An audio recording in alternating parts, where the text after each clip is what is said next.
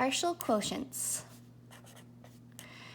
Now, what I love about partial quotients, it's a division strategy, but what I really like about it is it's basically multiplying your way through dividing something. So for example, we have 597 divided by 3.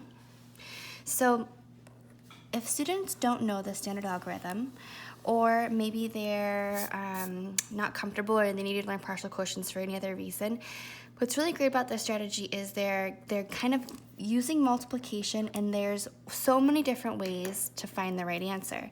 So what you do is you're gonna first write down your division question. So you have 597 divided by 3. Now partial quotients is also called big 7 because you make a large 7 right here. This is why it's called big 7. But I'm going to refer to it as partial quotients. The reason I like to call it partial quotients and not big 7 is because calling it partial quotients is really a little bit more accurate, and then you're incorporating vocabulary too. So for example, quotient is an answer to a division problem, and we're going to get our quotient down here. So I'm going to label some of this vocabulary. The divisor is what we're dividing, in this case 3, by the dividend, which in this case is 597. So I like using quotients because you're reminding students that you're finding the quotient, the answer to a division problem here. So the first thing you're going to do is you're going to ask students, okay, 3 multiplied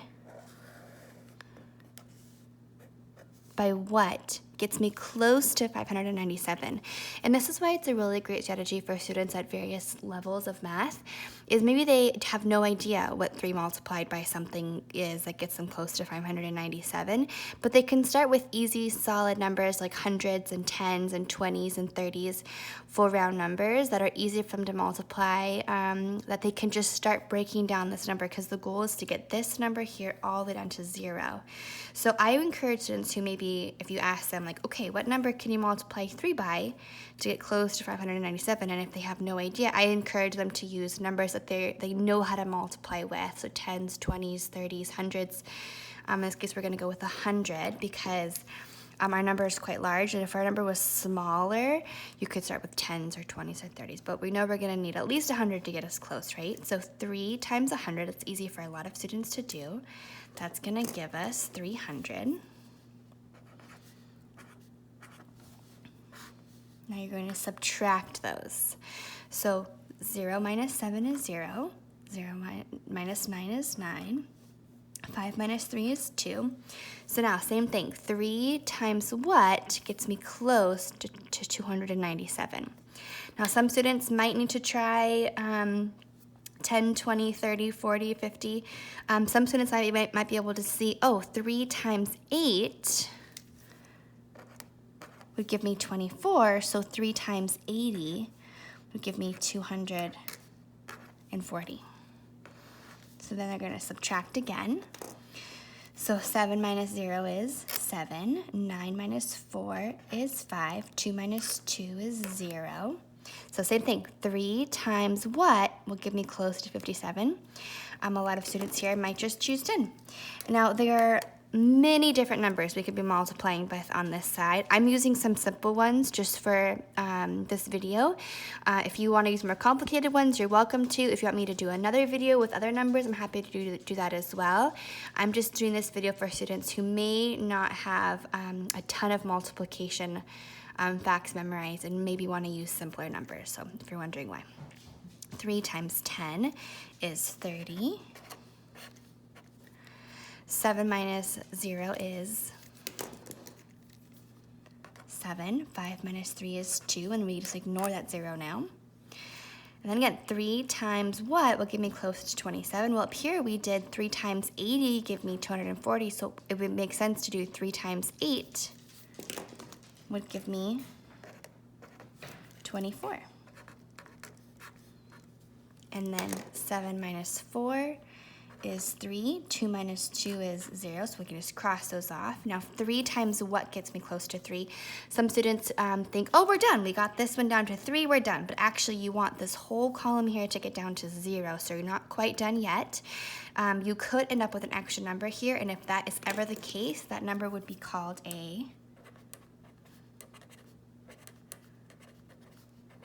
remainder.